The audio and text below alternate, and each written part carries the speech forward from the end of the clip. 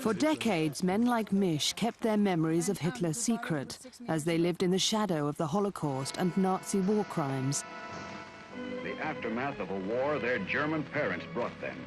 But now, in the 21st century, much of Germany is taking a different view of the Third Reich and the physical and emotional remnants Hitler left behind. It's more than 50 years ago, and so they say, the war is over, start living now.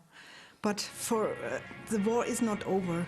It's in my sons, it's in the next generation. If we don't talk about it, it will go on and go on.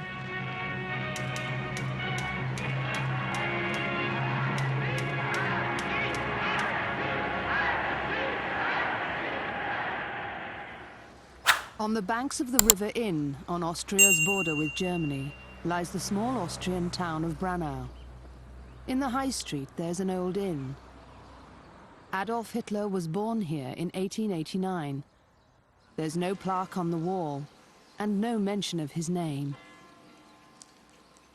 The only sign of its place in history is a stone slab with the inscription, "Fascism never again." But today, Hitler is back in Braunau, in the form of Austrian actor and playwright Hupsi Kramer. He acts like a clown, but in fact is trying to make a serious point. By dressing as Hitler, he believes he can force the people of Austria to face up to their Nazi past. It's just, for me, it's my inner duty. Because for me, it's a big wound, what happened. And I can't heal the wound, hiding it away. Wir wollen einst ein Reich sehen. Und ihr müsst euch schon dafür erziehen. Kabottenschösseln, das ist doch kein Volkswagen. Das ist doch keine Qualität mehr. Wir wollen einst keine Klassen und Stände mehr sehen. Da komme ich zurück. Da habe ich dem deutschen Volk meinen letzten Blutstropfen gegeben, habe ich ihn. Und ihr dürft ihn euch schon nicht ganz groß werden lassen. They don't want to look in their souls. They don't want anybody who lifts the carpet. They think I come and make problems for them. They thought, here he comes and makes this country bad again, makes Braunau bad again, and they have nothing to do, they were born later, and so on. So there is an atmosphere of, we don't have anything to do with it, go away from here. Putting on Hitler's uniform in this country can land you in big trouble. Displaying a swastika is against the law in Austria. And that's what the police are looking for. Kramer isn't wearing one, but that doesn't mean he won't have to explain himself at the local police station. The camera is also a threat. In the 30s, it was a different story. In full view of the cameras, millions of Austrians lined the streets to hail Hitler and throw flowers at him. Then it seemed that his legacy would be as the savior of Austria and Germany. Although Hitler was born in Austria, he made his home just across the border in Germany, near Berchtesgaden. Towering above this tiny village in the Bavarian Alps is the mountain where Hitler bought the house, which he turned not only into his home, but also his political power base. For historians who've spent a lifetime analyzing Hitler, Berchtesgaden is crucial. I think of Hitler as somebody who was terribly important for this last century and terribly important for German history in this century and for all of the world, actually. The history of the Third Reich, it lasted only 12 years. The addressing, the confronting of the past is now lasting for more than half of a century. From the 30s on, everybody in Germany knew about Berchtesgaden because of Hitler. And I haven't been there for about 20 years or so. Hitler called his house the Berghof. Home movies made by his mistress, Eva Braun, and first-hand memories of those who served him give us rare glimpses of the man behind the uniform. One of his closest aides was his butler and head housekeeper, Herbert Döring. Und in dieser Tätigkeit als sein Hausverwalter, da kam ich ja täglich mit ihm in Berührung, hatte dauernd Kontakt. Also ich muss schon sagen, ich bin mit ihm sehr gut ausgekommen. Hitler war schon ein seltener Mann. Durch seine Gesten, durch seine Bewegungen, durch seinen unwahrscheinlichen, starren Blick, stechenden Blick.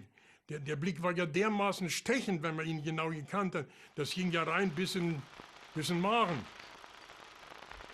Und meine Frau, die hat mir auch viele Tipps gegeben. Der wird vom Teufel geführt. Der Teufel hat ihn am Genick geführt hier rum. Das hat meine Frau gesagt, die ihn sehr gut kannte. Nicht? Und auf der anderen Seite war er wieder sehr loyal mit uns, mit den ganzen Mitarbeitern, mit seinem Hauspersonal. The Berghof was all but destroyed by an RAF bombing raid at the end of the war. What was left was then blown up by American troops, who then occupied this part of Germany. One of those Americans stayed behind. Of course, that Berghof was actually originally a small building, as we remember. David Harper now guides visitors like Professor Fry around what was once the second seat of the Nazi government. Today, all that remains of the Berghof is a clump of trees. We're at the location of Hitler's former home, the Berghof. Yeah. Obviously, it was interesting for Hitler to be here at the edge of Germany, looking out into his real homeland, Austria. A lot of important decisions were taken here, weren't it? Absolutely, especially military decisions like the takeover of Czechoslovakia, invasion of Poland, war against Russia. All of these decisions were made in that home of his. Although the Allies erased Hitler's house, for almost 60 years they left another part of his headquarters intact. Next to the Berghof, the Nazis built a hotel, the Platterhof, for Hitler's visitors. Until 1999, the Americans used it as a garrison. When they left, the locals had to decide what to do with it. Do you remember this area? This must be the Platte, where the Platterhof was, or? Where it was, yes. Yeah. What happened here? It was torn down in the summer of 2000. Very interesting. I mean, what was actually the reason to tear it down? It's really hard to say. It's a part of history that some people would just prefer to forget. It became quite an issue. Yeah. And it seems that in order to just put an end to the endless questioning, what's going to happen to it? Could it be a school? Could it be a hotel? What could it be used for effectively? Would it be perhaps a place of a Nazi pilgrimage? Yeah. And these fears arose again and again. And they think that tearing down stone evidence of that time period might stop people raising questions. But there's a 21st century twist to this policy of destruction. Close to where the Berghof once stood, just off the main road and almost hidden from view, locals have built a small museum. It's dedicated to Hitler and his Third Reich. This is really the typical image the Nazis wanted to have the Germans about the Obersalzberg and what it meant to Hitler. And of course there are a lot of those kitsch pictures and photographs. I mean, like this one here, Hitler in the lederhosen. Hitler left an even deeper legacy in Bavaria. Directly beneath the museum lies a labyrinth of bomb-proof tunnels and bunkers. Once part of the Berghof complex, they've been sealed shut for half a century. It was from here that Hitler planned to continue to fight the war if Berlin ever fell to the Allies. Yeah, this was the big alternative bunker system.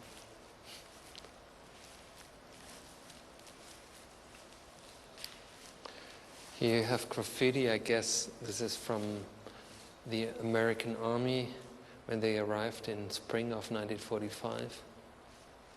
The extraordinary thing here is, again, typically for Nazism, that this bunker was done in a manner like being built for eternity in the last couple of months of the war.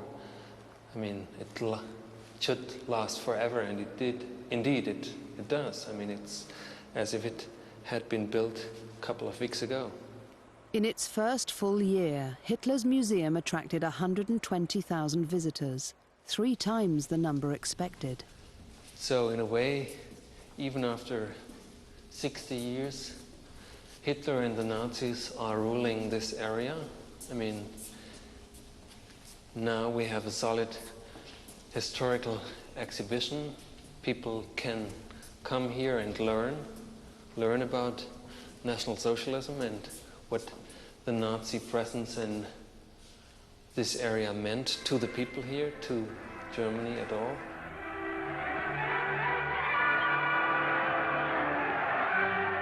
Hitler's rise to power was swift.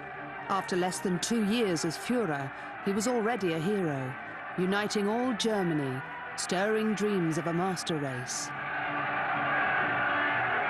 Yet only a few months earlier, the country had been in the grip of political chaos, high unemployment and deep depression. Und dann kam der Hitler mit einem, das war wie ein Sonnenaufgang, nicht wahr? Wie ein Sonnenaufgang. Da habe ich in der Landwirtschaft auch sofort war gestoppt, keine Konkurse mehr und so weiter. Über Nacht ging da plötzlich alles. Wie der Maifeiertag auch ging über Nacht. Die hat nicht viel gefragt, hat einfach gehandelt. Und das haben wir damals für gut befunden.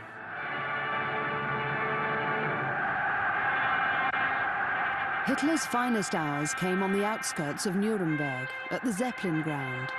In a series of rallies of National Socialism, millions of Germans bought tickets to watch displays of military might and hear the Führer speak.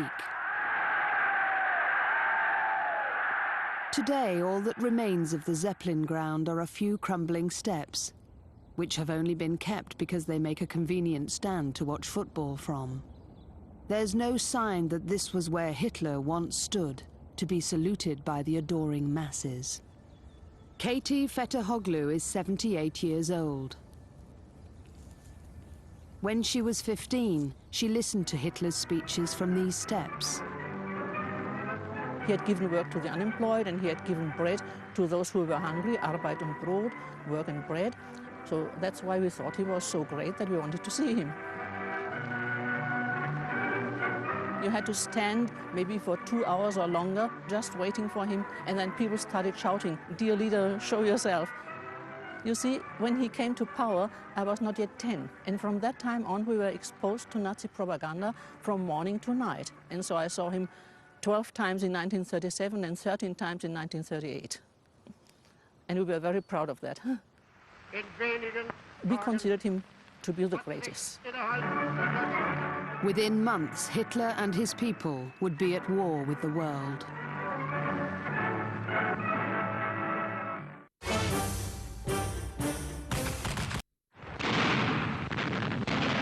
Hitler ran much of the Second World War from home.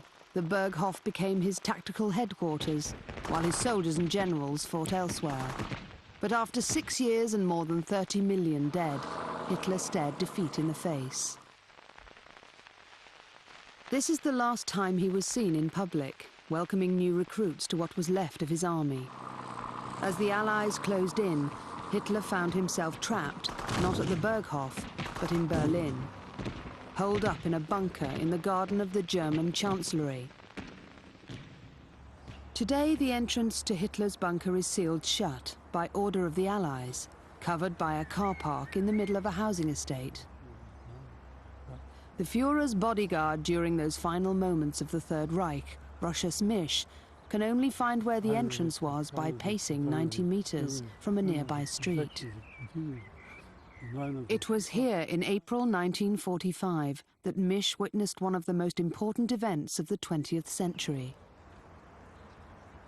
Hier unten drunter, hier hat Hitler sich das Leben genommen. Hier unten ist der Bunker. Das war am 30. April Vormittag um 11 Uhr. Da ist er noch mal rausgegangen aus seinem Arbeitsraum in den Korridor vom Bunker in der Mitte. Nicht, ging dann bis zum Maschinenraum an mir vorbei. Nicht? Und wir haben uns noch gegenseitig angeguckt. Er sagte nichts und ist dann wieder rein in seinen Arbeit. Dann habe ich ihn nicht mehr gesehen. Und da fiel der Schuss. Da hat die Tür aufgemacht, langsam reingeguckt. Und da habe ich dann geguckt an der Seite. Ich bin dann auch neugierig und Angst gehabt. Da bin ich reingeguckt. Da saß Hitler im Sessel eingeknickt mit dem Kopf an den Tisch. Und auf der linken Seite war ein Sessel, ein Couch. Da lag die Eva Braun auf der Couch mit dem Kopf zu ihm. Und die war so angezogene Knie gehabt, nicht? Hat so ein blaues Kleid gehabt mit so einem weißen Riesenkragen, so weißen. For Misch and 2.5 million other German prisoners of war, Hitler's immediate legacy was a forced march to hard labor camps inside Russia. It would be 9 years before he returned home. As the Third Reich disintegrated, Hitler's personal staff learned the truth of what had been done in their name. Wenn ihm was nicht passte, per Telefon hat er Todesurteile angeordnet und die mussten auch verstreckt werden. So rabiat, so unüberlegt war das, habe ich ja selber erlebt. Ne? Und dann habe ich gedacht, wie meine Frau auch manchmal gesagt hat, der wird vom Teufel geführt. Der geht manchmal über Leichen, das geht er ja. In seinem Leben ist ja viel über Leichen gegangen. Aber wie ich dann diese Bilder sah, diese kolossalen Entgleisungen, ja, das kann doch nicht möglich sein, dass ein Volk wie Deutschland sowas anstellt. Ne? Wie kann ein Mann auf die Dauer so ein Volk regieren? Das ist doch undenkbar. Also die ersten Jahre hat er ja gute Sachen gemacht, aber dann her, wie kann ein Mann über ein Volk so einen Krieg einbrechen lassen? Nicht wahr? Und das verurteile ich heute bis aufs Allerschärfste. Nicht wahr? Hitler's Reich was put on trial in Nuremberg, where once he ruled supreme and where he banned Jews from being German citizens in 1933. In courtroom 600 of the Palace of Justice, Hitler's henchmen were charged with crimes against humanity. Courtroom 600 still exists. Today, the judges and lawyers deal with charges of drink driving and domestic violence. Many of those who appear are unaware of its place in history. These halls still echo to the memories of November 1945, when the very core of Hitler's regime were brought to book. Wilhelm Hermann Göring, death by hanging. Wilhelm Keitel, death. Joachim von Ribbentrop, death by hanging. Alfred Rosenberg, Ernst Kaltenbrunner, death by hanging. Death by Wilhelm Frecke, Hans Frank, death by hanging. After 12 months on trial, 21 of Hitler's elite were found guilty. But of the millions who had openly supported Hitler during his 12 years in power, only 490 were ever convicted of being members of his Nazi party. For the German Jews who lost their citizenship and were persecuted by Hitler, Nuremberg was a defining moment. Arno Hamburger, who fled Nuremberg before the war, came back as a war trials interpreter. Those who were convicted of atrocities, of crimes against humanity, were those who pulled the general population into the net. So when they were punished, the guilt was abdicated, didn't exist anymore. The end of the trials brought a declaration from the Allies that denazification of Germany was complete. For some, it was as if the crimes had never happened. Nobody knew anything about anything. When I came back in May 45 to Nuremberg, it was impossible to find a Nazi. There weren't any. Martin Bormann was the second most powerful man in Nazi Germany. With Hitler dead, he was expected to bear the brunt of the Allies' wrath, but Bormann did not stand trial. Release. He had disappeared. Martin Bormann, tried in absentia. Guilty of war crimes and crimes against humanity. Death by hanging. Bormann was never found alive, but his son, Martin Bormann Jr., has had to live with the legacy of what his father and Hitler did. Today, he gives lectures to German school children.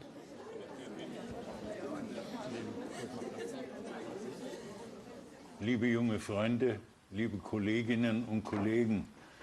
Und 1943 habe ich da meinen Vater mal gefragt, was ist eigentlich Nationalsozialismus? Und die Antwort vom Vater, Nationalsozialismus ist der Wille des Führers, Punkt. Nichts anderes. Bedingungslose Nachfolge nach dem Willen dieses Führers. Adolf Hitler was Bormann Jr.'s godfather. School holidays were often spent at home with the Führer. Ich habe eine Erinnerung, 1943 wohl zu Neujahr habe ich Hitler falsch gegrüßt. Ich habe ihn gegrüßt, Heil Hitler, mein Führer, anstatt Heil, mein Führer. Und dann habe ich eine Ohrfeige von meinem Vater bekommen. Bormann also remembers the day Hitler died. He and other teenage sons of the Nazi elite were at an inn in the Bavarian Alps. German radio reported that the Führer had been killed, along with his loyal supporters. Ja, für mich war die erste Reaktion, der Vater ist gefallen. Aber wir hatten ja gelernt, fallen vor dem Feind, das ist ein Ehrentod, das ist keine Schande. Ja. Es hat aber auf die Männer, die da in diesem Gasthaus waren, doch eine sehr viel tiefere Wirkung gehabt, dieser Funkspruch. Da haben sich 8 Männer in der nächsten halben oder dreiviertel Stunde erschossen. Die sind rausgegangen in den Hof hinter diesem Gasthaus und haben sich erschossen, nicht? Bormann Jr. fled into the Alps, spending 2 years living under a false name in Austria. When he returned to Germany, he decided to face the past, even if it meant answering difficult questions. Wir haben keine. Es gibt keine Kollektivschuld. Warum sollte ich Schuld fühlen für das, was mein Vater angerichtet hat? Ich habe Scham gefühlt, ja, Verzweiflung, aber nie Hass. Auch das geht nicht. Man kann sich die Eltern nicht aussuchen und kein Mensch wird seine Eltern je los, nicht? Lange Zeit über den Nationalsozialismus als Ideologie nicht gesprochen worden. Da hat man zwar über die Vernichtungslager unter Umständen gesprochen, aber über die Wurzeln, die ideologische Wurzel nicht. Die haben ja doch nur das Schild um den Hals gehabt, wir sind Antifa, Antifaschisten. Haben aber auch nicht gelernt, was Faschismus ist. Versöhnung kommt nur aus der Erinnerung. Und deshalb müssen wir uns ja so darum bemühen, dass diese Erinnerung nicht verloren geht. Ja? Wer das verdrängt oder wegschiebt, der verlängert die Gefangenschaft. Many of the Nazis who weren't brought to justice belonged to the SS, Hitler's personal killing machine. For more than 50 years, their personal secrets have been kept in German state archives. When they were finally opened, only a few children of former SS officers dared to go and read them. I got weak knees and I thought I cannot go in. And I wanted to turn around, but finally I thought, oh, it took me so much time to find out. Now I have to go. And I went in. I never expected this, what I got then. Helge Muller's father was in the SS. He survived the war only to be killed in a motorbike accident in 1955. I only knew that he was a member of SS. That was all I knew. I didn't know anything else about World War II. And I even didn't know what a meaning SS had. For me, it was just 2 letters. I read about killing and torturing. Sometimes I was only able to read a sentence, or sometimes I only was able to read a word, and then I had to stop again because it was the most cruel report I ever saw. And I never saw it again because it was written about children, what I will say they did to children. I found out that he was responsible and killed 40,000 people, Jews and Russians and children and men and women, and he was very close to this killing. He was not just ordering. He was a very sadistic man, and even for the Germans he was too sadistic. Nothing was like it had been before. I was the daughter of a mass murderer.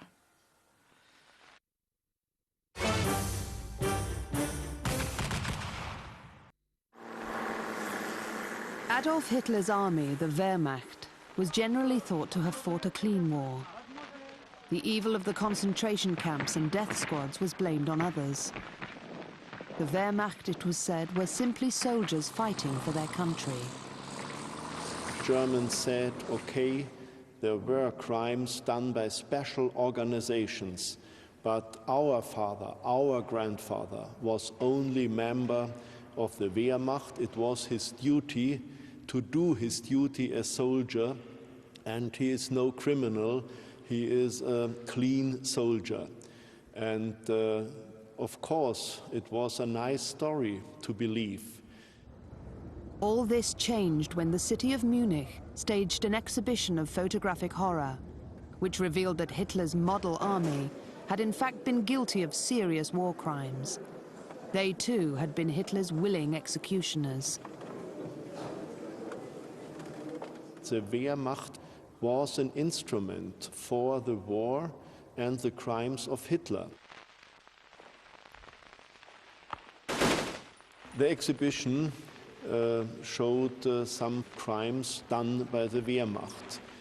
Now the subject could not be done under the carpet.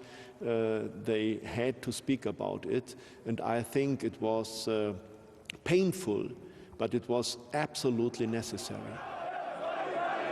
The outing of the Wehrmacht caused outrage, and thousands of offended Germans took to the streets of Munich. Although many of the demonstrators were young neo-Nazis, a large number were far older, members of the war generations. The members of the old Wehrmacht and the widows of them, and sometimes members of their families, wanted not to be faced with the reality that their own father or grandfather was involved in crimes. Heinz Ehlert was a lieutenant in the Wehrmacht. He was killed on the Eastern Front.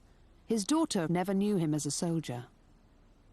What I remember is that I missed my father very much, because I had no father. He died in 1942 when I was a baby. I was born in 1940, and I went to school from 1947 till 1960. We learned nothing about the Nazi time in school. And in the family, nobody spoke about what they believed in the Nazi time. And I was not able to ask a question. Frau Franke's only information about her father came from his war letters, read to her as a child by her mother. On Sunday afternoon, she said, I will show you something about your father. And she took the nice things out of the letters. How he loved us, how, what he's thinking about his family, how the family life will be. And this is what she told us. Frau Franke didn't get to read the letters herself until a few years ago. This gave her a rather fuller picture of her father. My father was on the way to Leningrad. He came through a little town, Dynaburg, in Lithuania, I think it is. And he wrote, in this little town, there lived the Jews. And from 48,000 inhabitants, 35,000 people had been Jews. And my father saw what happened with them in this little town. He saw, I think, he saw it, and maybe he killed them. Germany's recovery from Hitler's war was an economic miracle. It quickly became an industrial powerhouse, with some of the world's strongest companies and Europe's most efficient motorway system.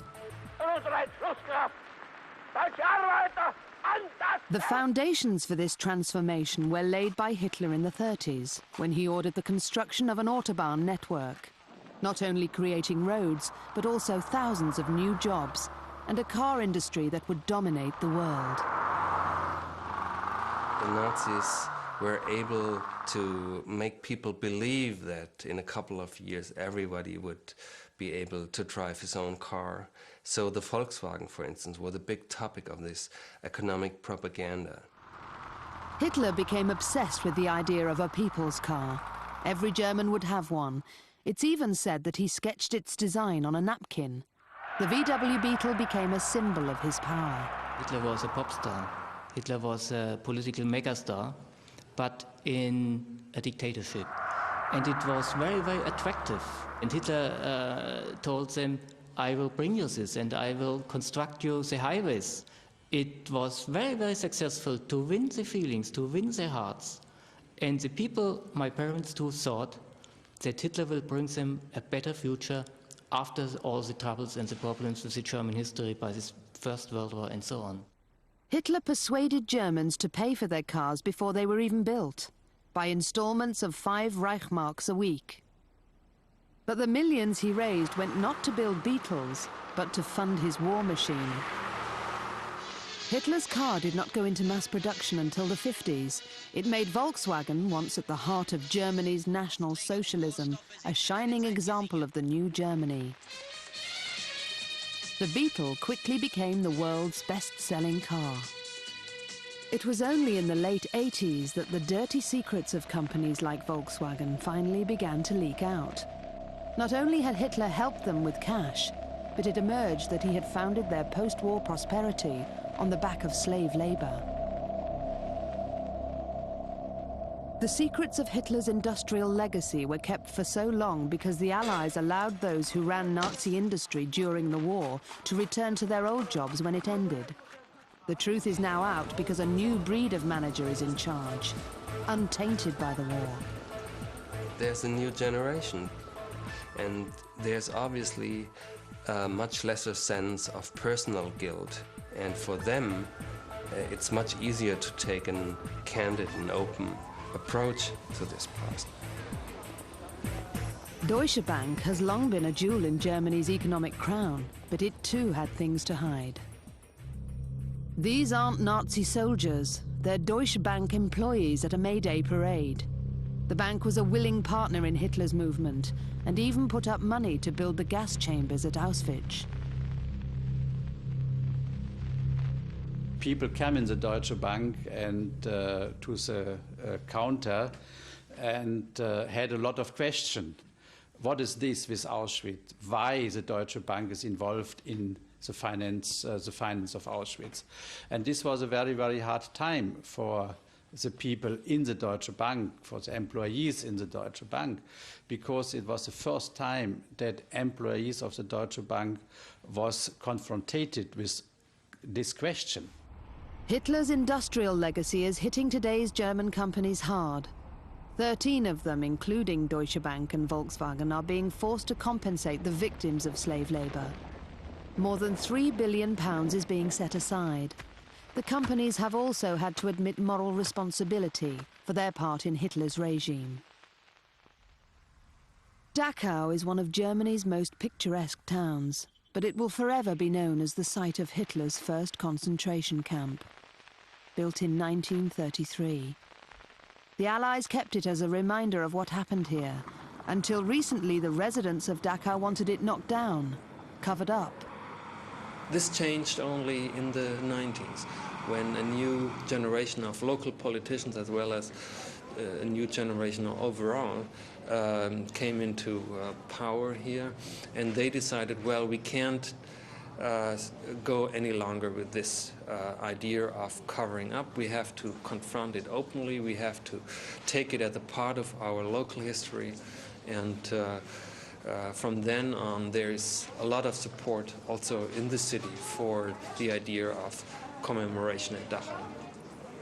Dachau is now the third most visited place in Germany. Every year, around 30,000 German school children are brought here. But for many years after the war, German children weren't taught about the Holocaust. Today, it's part of the national syllabus. Every child now learns about the horrors of the concentration camps.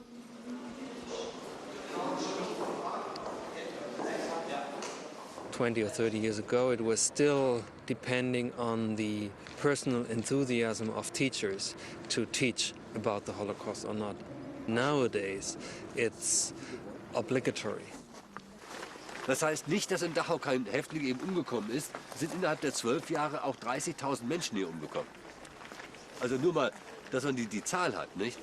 Nur es war eben kein amtliches Vernichtungslager, das zum Ziel hatte, dass jeder, der hier eingeliefert wird, auch umgebracht wird. Wie in Auschwitz.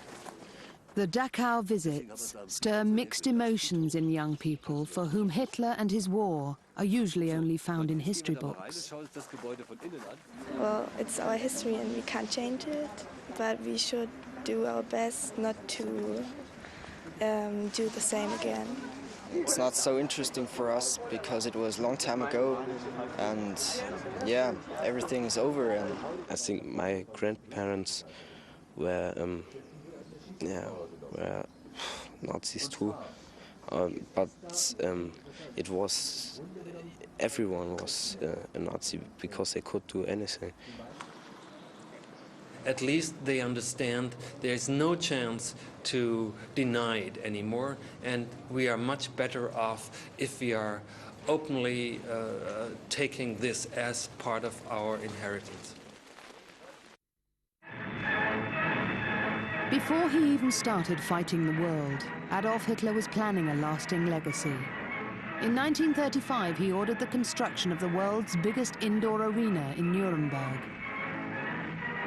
Hitler's plans for the interior were elaborate. It was from here that he intended making his victory speech after he'd won the war. But as his military campaign crumbled, so too did the building work. Hitler's monument was left unfinished, abandoned and empty for more than half a century.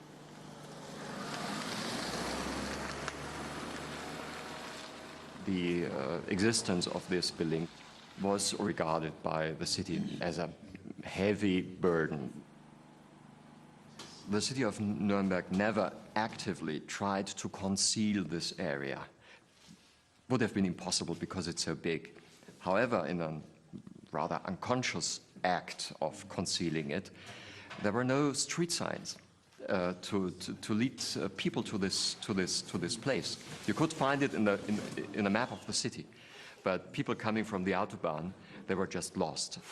Now the builders are back, finishing what the Führer started. But instead of celebrating the Reich that Hitler prophesied would last 1,000 years, the building will house the biggest ever exhibition of Nazi propaganda. The title of the exhibit that we are preparing here is Fascination and Terror. And in this exhibit we tell the story of the Nazi party rallies. And of course, we do not only tell this, we also tell the story of where this all led to war, to the Holocaust.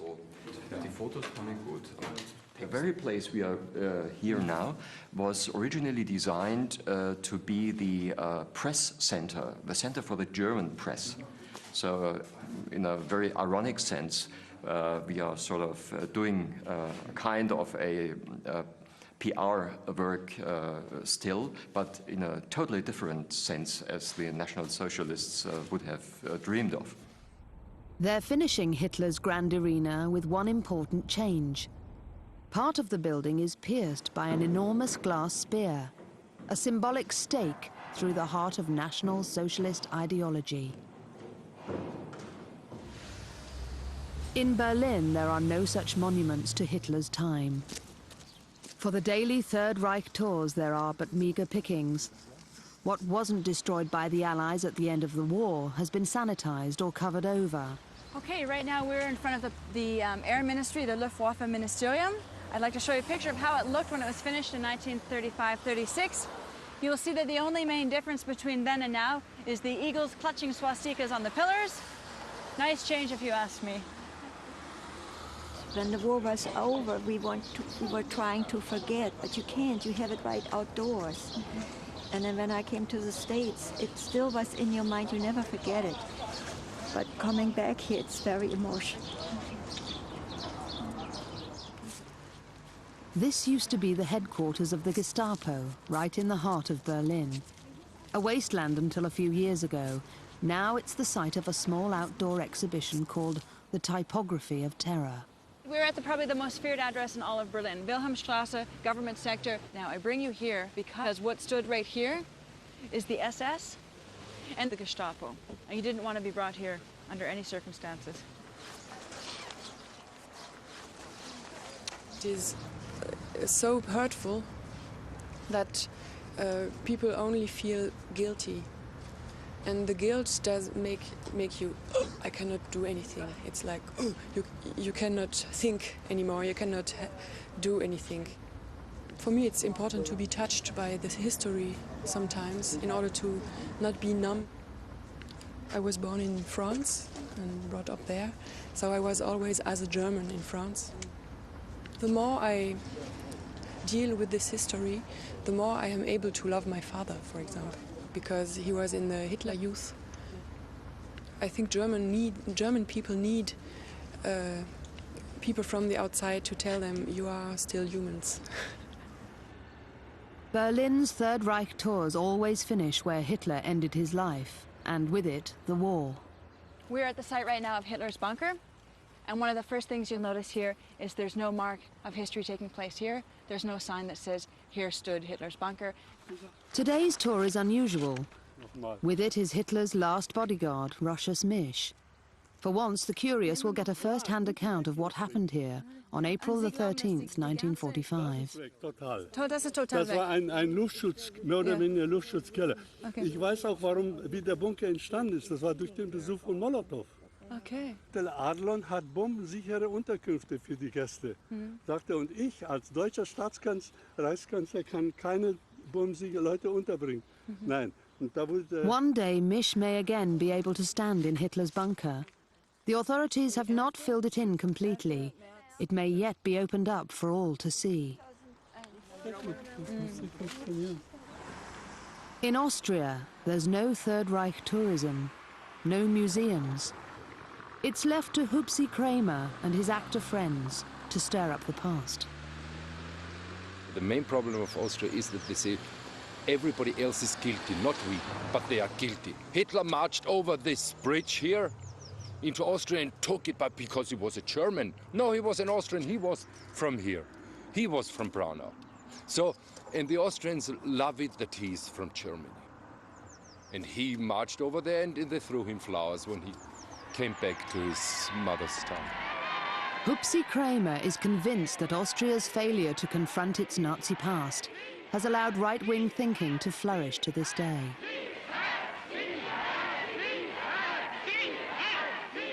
These are members of Austria's Freedom Party on a fun run in Vienna. In 1999, they won 30% of the vote in a general election and a share of government.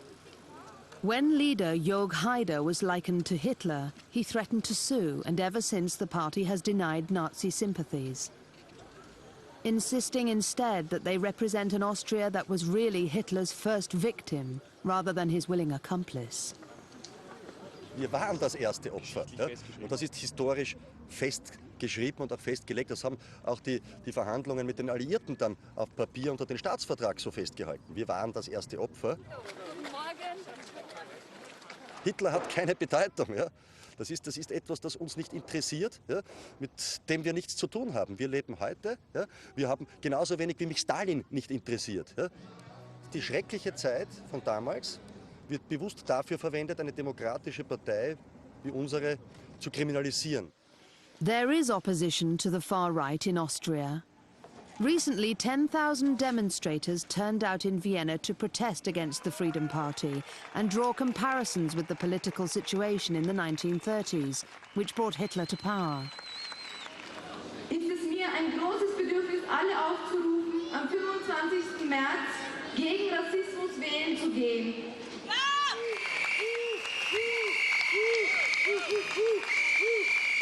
Many people know that that Hitler was bad and Hitler was wrong, but people in Austria didn't realize what really happened during the war period. That a lot of anti-Semitism is still in Austria today, and the Austrian people refuses to think about the reasons why Nazis came to power in Austria and Germany. So even today, the spectre of Hitler haunts Austria and worries Germany. Hitler was a criminal person. He belongs to the German history and to the German society. He is a symbol figure. The young Germans are not obliged to feel guilty at all, and they are obliged, as I would say, to feel responsible for the preservation of the understanding of the past, but they are not guilty. If you know what the legacy is, you must say, yes, it was. My family belongs to this. We are part of this. We are responsible for this. Then we can be proud of our country. Wir müssen dem Herrgott danken, dass wir den Krieg verloren haben.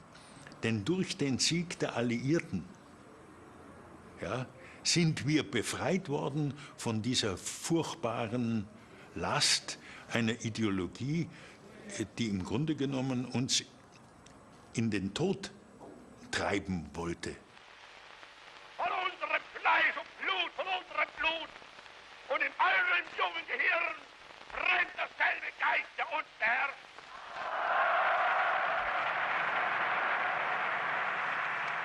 In Berchtesgaden, Hupsi Kramer can only but wonder what Hitler would have made of the destruction of the places he most loved.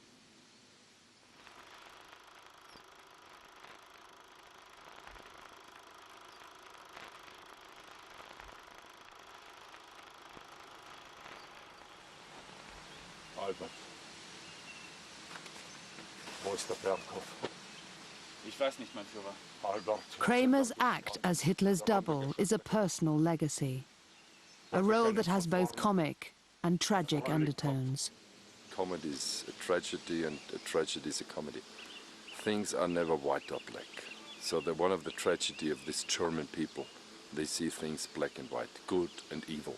And Hitler was the evil. Sometimes you have things which hurt you very much. Years later, you suddenly laugh about it. Then you're free from them. I'm not always laughing. I don't say he's a ridiculous person at all.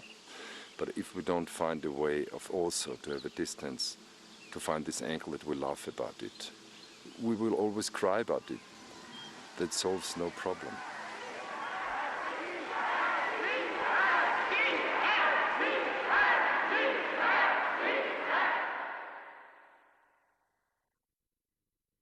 Tomorrow night at 1, Dead Men's Secrets asks whether Allied authorities really did help key Nazi figures evade justice following World War II.